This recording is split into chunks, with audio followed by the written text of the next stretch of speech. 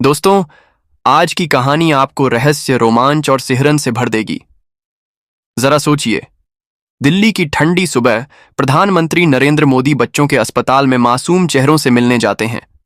लेकिन वहीं एक कोने में खड़ा 5 साल का बच्चा आदित्य उनसे कहता है, मुझे पता है आपकी मौत कब होगी। पहले तो लगता है ये मासूम मजाक है, लेकिन जब वो कहता है कि मौत से पहले देश में एक बड़ी घटना होगी और वो यहां उसे रोकने आया है, तो मोदी जी के होश उड़ जाते हैं।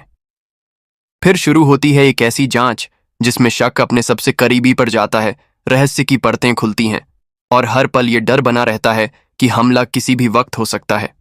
दोस्तों, ये सिर्फ एक कहानी नहीं, ये एक दौड़ है मौत से आगे निकलने की। तो दोस्तों, इस वीडियो को शुरू करने से पहले आपसे एक छोटी सी रिक्वेस्ट है। अगर आपने अभी तक हमारे चैनल प्राजाधम को सब्सक्राइब नहीं किया है तो तुरंत कर लीजिए और इस वीडियो को अपने दोस्तों तक जरूर शेयर कीजिए। और हाँ, इस कहानी के बारे में आपकी राय हमें कमेंट में जरूर बताइएगा।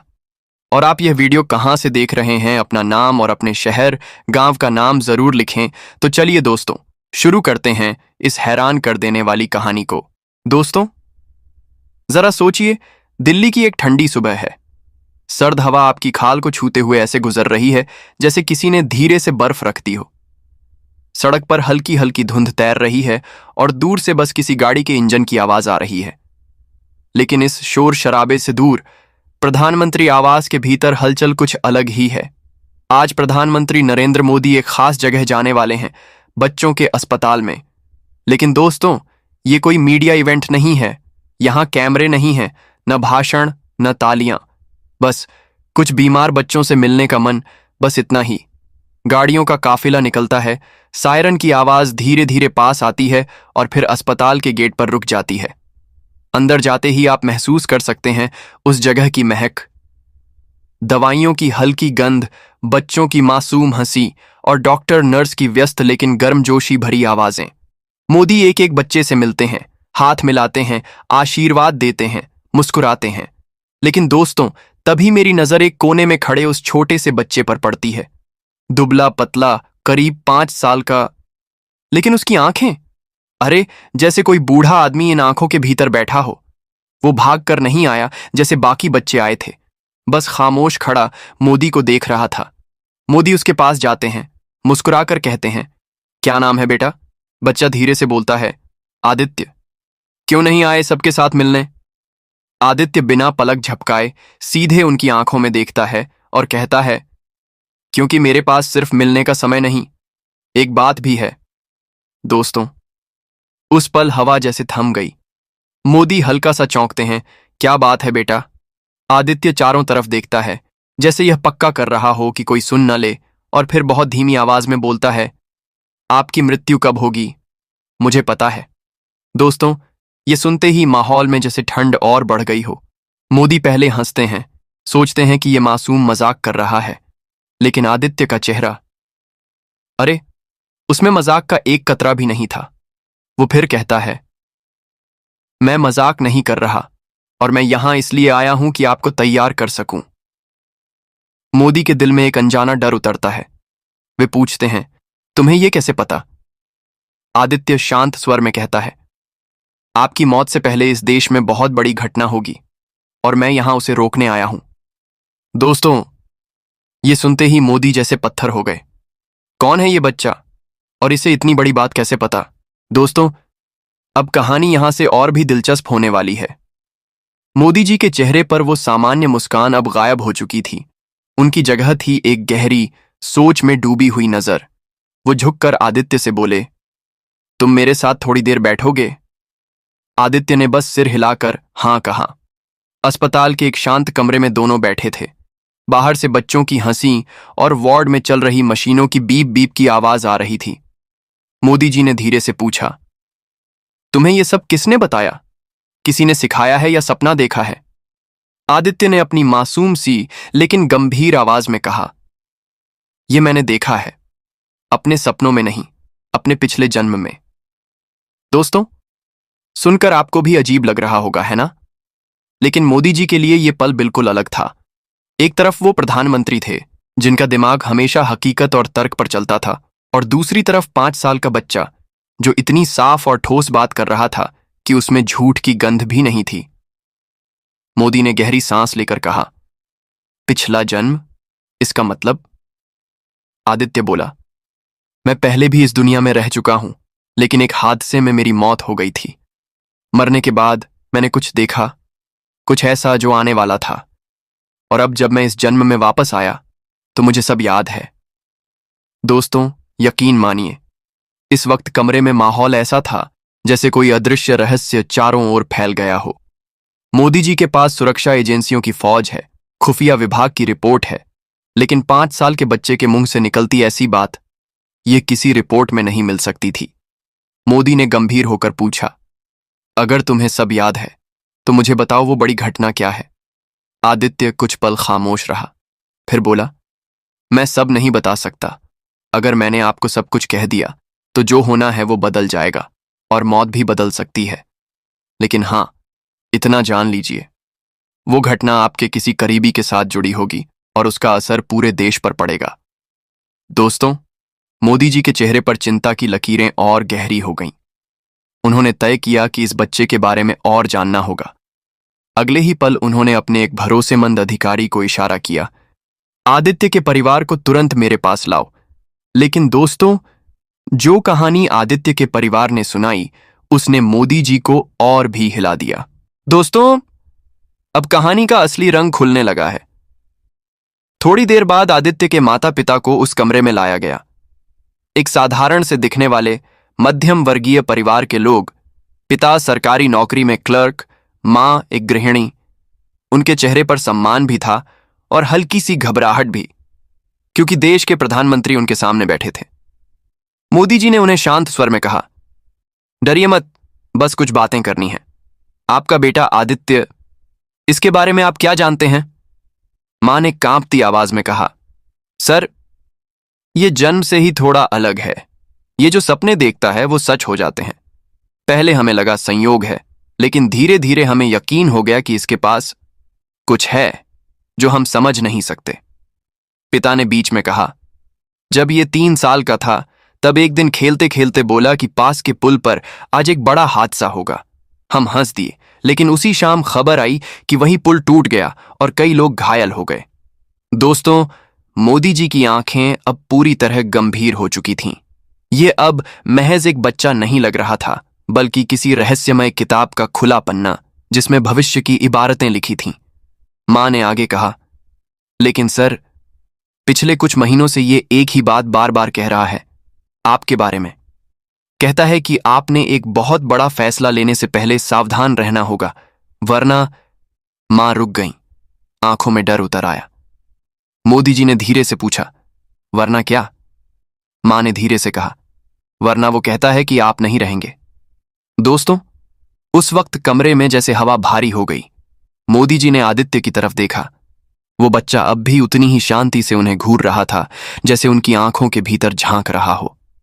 मोदी जी ने निश्चय किया, इस बच्चे को अपने पास रखना होगा जब तक सच्चाई सामने नहीं आती। उन्होंने अपने अधिकारियों को निर्देश दिया कि आदित्य और उसके परिवार को गुप्त रूप से दिल्ली में सुरक्षित ठिकाने पर रखा जाए।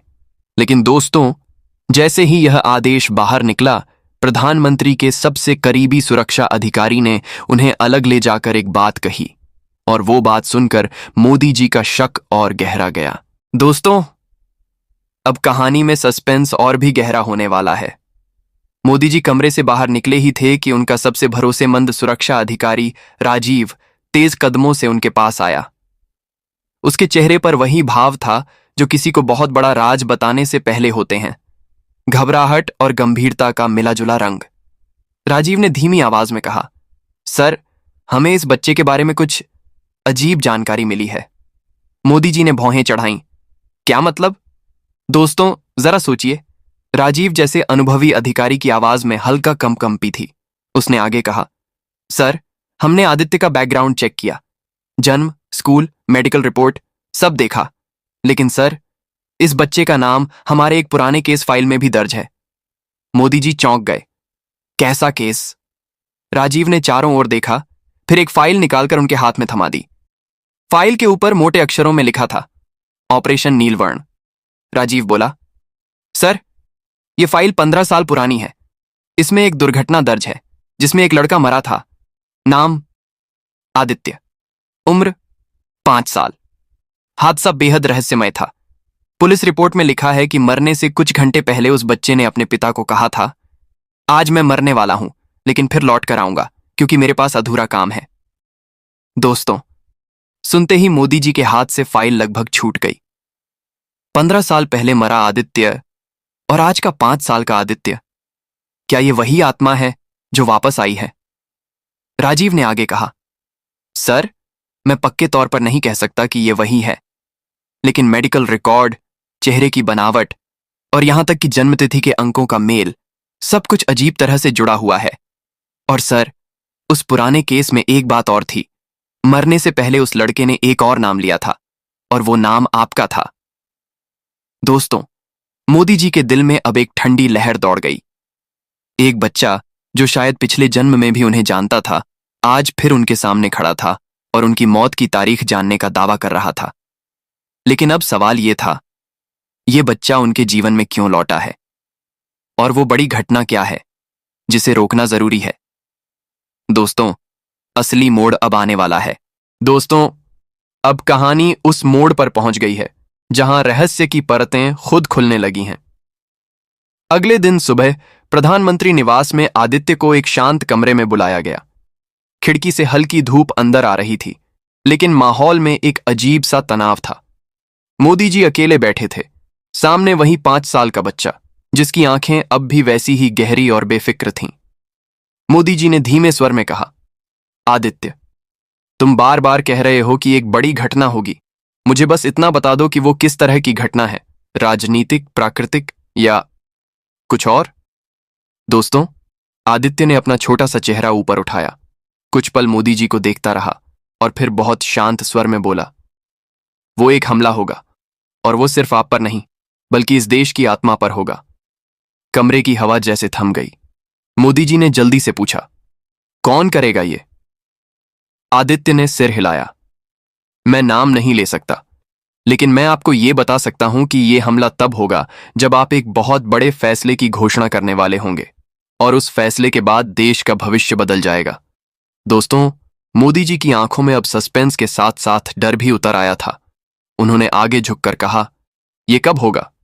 आदित्य ने कहा, जल्दी, लेकिन आपके पास इसे रोकने का एक ही तरीका है। आपको उस इंसान को पहचानना होगा जो हमेशा आपके सबसे पास दिखता है लेकिन दिल से सबसे दूर है। मोदी जी के दिल की धड़कनें तेज हो गईं।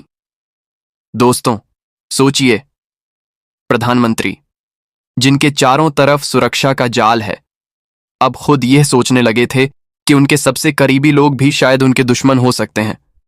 और तभी आदित्य ने धीरे से एक और बात कह दी जिसने मोदी जी को भीतर तक हिला दिया। अगर आपने इस हमले को नहीं रोका तो सिर्फ आप नहीं, लाखों लोग मरेंगे। दोस्तों, यह सुनकर मोदी जी की आंखों में एक दृढ़ता उतर आई। अब वे जान गए थे कि यह खेल सिर्फ उनकी जान का नहीं बल्कि पूरे देश का है। लेकिन असली सवाल अब भी बाकी था, वो शख्स कौन है और हमला कहां होगा? दोस्तों, अब कहानी की रफ्तार और भी तेज हो गई है। आदित्य की वो बात जो सबसे पास दिखता है वही सबसे दूर है, मोदी जी के दिमाग में हथौड़े की तरह गूंज रही थी। अगले ही पल उन्होंने अपने सबसे भरोसेमंद खुफिया प्रमुख अनिल को बुलाया। मोदी जी ने सीधी नजर में कहा, मुझे अपने आसपास के हर व्यक्ति की पूरी जांच चाहिए, मंत्री, सलाहकार, सुरक्षा अधिकारी, कोई भी अपवाद नहीं। अनिल चौंक गया। सर, इसका मतलब? मोदी जी ने दृढ़ स्वर में कहा, किसी पर भरोसा मत करना, यहां तक कि मुझ पर भी नहीं। दोस्तों, अगले 72 घंटे प्रधानमंत्री कार्यालय के भीतर जैसे किसी अदृश्य तूफान की तरह गुजरे। फाइलें खंगाली गईं, कॉल रिकॉर्ड देखे गए, गुप्त निगरानी शुरू हुई। लेकिन सच तो ये है कि जितना गहरा वे खोदते उतना ही गहरा रहस्य फैलता जा रहा था। तीसरे दिन सुबह अनिल एक मोटी सी फाइल लेकर मोदी जी के पास आया। उसके चेहरे पर तनाव साफ था। उसने धीरे से कहा, सर, ये नाम आपको चौंका देगा। मोदी जी ने फाइल खोली और दोस्तों, यकीन मानिए, उस नाम को पढ़ते ही उनके चेहरे का रंग उड़ गया। वो नाम था राजीव। हाँ, वही राजीव, उनका सबसे करीबी सुरक्षा अधिकारी, जो पिछले 15 साल से उनकी परछाई की तरह साथ था, जिसने उन्हें अनगिनत बार जान से बचाया था। दोस्तों, मोदी जी ने तुरंत फाइल बंद की। उनका मन मानने को तैयार नहीं था, लेकिन सबूत कुछ और कह रहे थे। राजीव के कुछ गुप्त बैंक खातों में हाल ही में भारी रकम आई थी और कुछ कॉल ऐसे नंबरों पर किए गए थे जो देश विरोधी गतिविधियों से जुड़े माने जाते थे।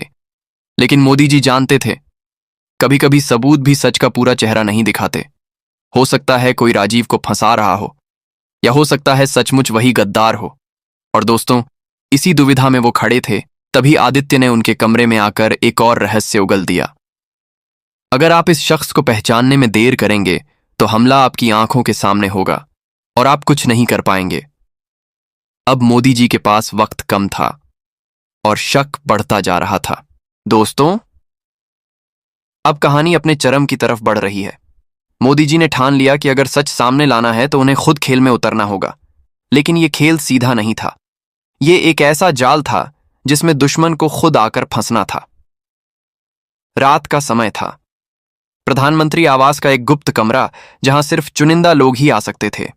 वहां मोदी जी, अनिल और राजीव मौजूद थे। मोदी जी ने दोनों के सामने एक नकली खुफिया रिपोर्ट रखी। रिपोर्ट में लिखा था कि वो अगले हफ्ते एक बेहद गोपनीय मीटिंग के लिए कश्मीर जाने वाले हैं। असलियत में ऐसी कोई मीटिंग थी ही नहीं।